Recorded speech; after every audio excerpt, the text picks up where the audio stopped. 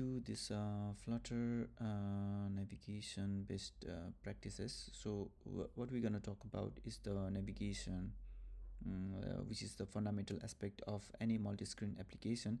So Flutter provides a powerful and flexible navigation system through the navigation widget. So we're going to learn about through coding the core concepts and techniques to implement navigation in our Flutter apps. So this is the demo application that I have created. So what we're going to learn is we're going to learn about the Navigator, routes, navigation stack, navigation based practices. So first of all, let's try to understand Flutter Navigation Core Concepts. So the Navigator widget manages a stack of route objects. Each route represents a screen or a page in your application. So the Navigator allows you to push new routes onto the stack to display new screens and pop off the stack to go back to the previous screen. So I'll give you the demonstration. So if you want to go to the details, you go to the details screen. So like you're gonna push new routes in the stack to display new screens and pop routes back to the screens to go back to your previous screen. So route, what is route? Route is an abstraction of the screen or a page. It's a abstraction for the screen or page. So Flutter provides several built-in route types such as material page route. As you can see here, material page route, what we are implementing here.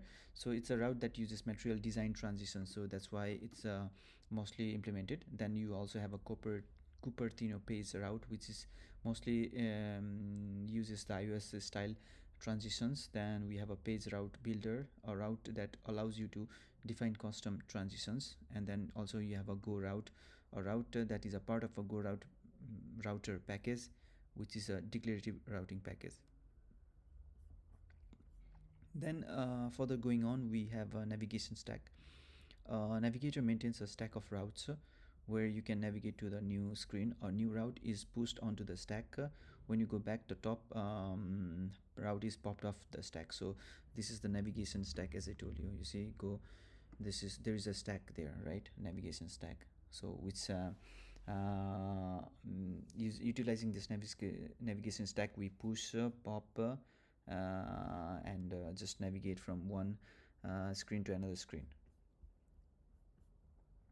So here I'm going to give you a simple simple example where we can like demonstrating all the best practices that you need to follow while implementing navigation in Flutter. So we're gonna try to demonstrate all the best practices, like incorporating named routes, route arguments, on-journey route, returning the data, and basic structure that avoids deep nesting. So let's first talk about the named routes. So why we use rename routes is like using named routes is highly recommended for maintainability and scalability.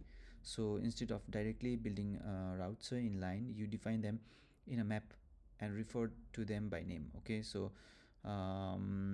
so we define, as you can see here, we have defined here the routes here. Okay, so in this example you have we have defined the routes, right?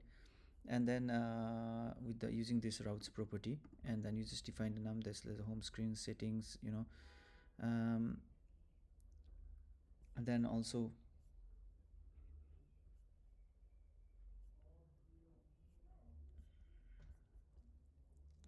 we also have a on-generate route with using this one. So why this is important? We generate a route using this on-generate route for more complex navigation logic such as conditional routing or handling unknown routes. Example, we're gonna use this on-generate route, right? So so this is the scenario how we can use it. Like we have a conditional, like if the settings name is details, then you're gonna navigate, you create this route and you just navigate to the details screen, right? And we have also the selection route here based on the settings name, right?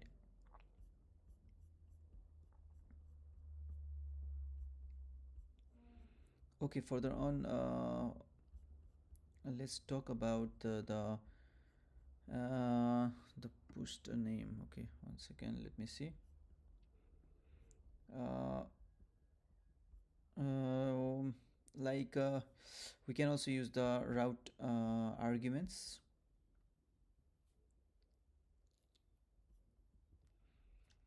So what is the benefit? Okay, first let's talk about what's the benefit of using the named routes. Is like a centralized route management, so all routes are defined in one place, so it's also the code is easier to understand, so it's also easier to change routes paths without breaking the navigation, where it's like refactoring is easy for refactoring, and also you can reuse the same route name for different parts of your application. So let's talk about the route argument. Section screen.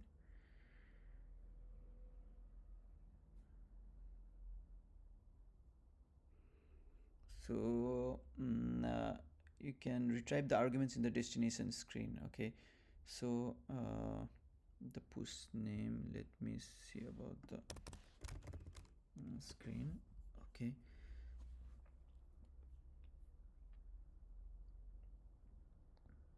okay, you have this push named. Okay, here you see you are parsing here the arguments. So the route arguments, why do we pass route arguments? Is passing data between the screen is a common requirement, so named route can be combined with the arguments. Okay, so you can pass the arguments using this push named and passing the arguments in this order, so this way. So you can finally also retrieve these arguments in the destination screen. Okay, so model route of.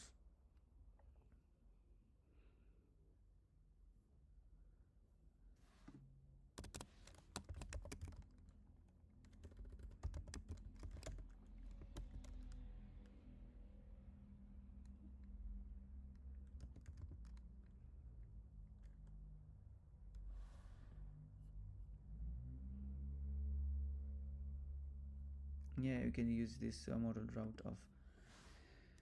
Okay, let's not talk on that, but let's understand about the benefits of routing the arguments. Like you have a clean data passing, so keeps data passing organized. So also consider using custom classes also for type safety, like using custom classes for arguments to improve the type safety. Okay, so you can see the example here.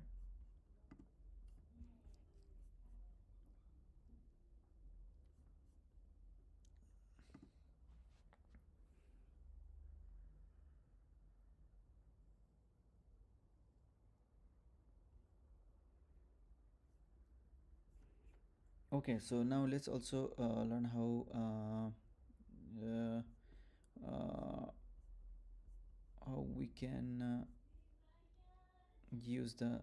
Okay, for large and complex apps, consider using the Navigator 2.0. It offers more declarative way to manage navigation state. It involves using also router information parser, router delegate, and page widgets. It's more advanced topic, but it's worth learning for complex application. Okay, so if I have any, I will be dedicating another tutorial for Navigator 2.0. For it's a declarative navigation.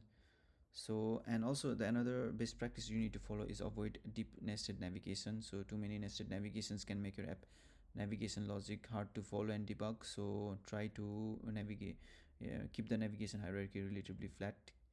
Consider using tabs on the UI pattern to reduce nesting. And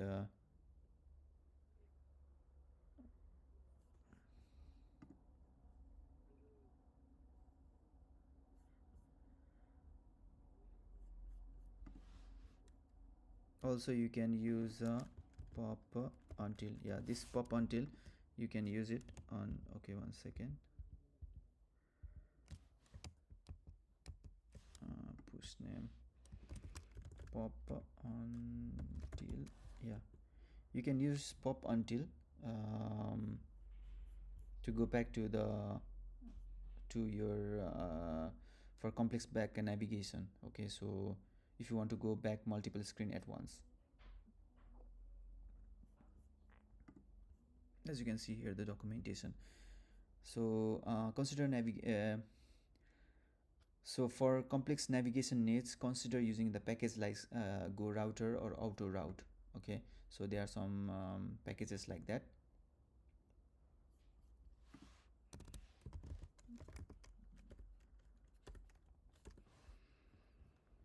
And yeah, finally this is the application that you can check it out.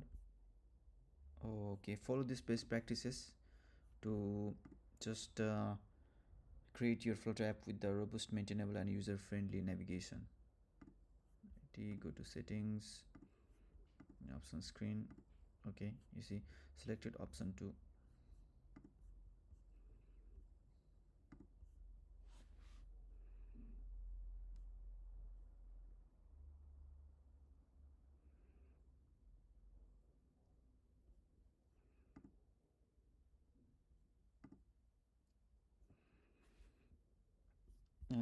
And that's it guys.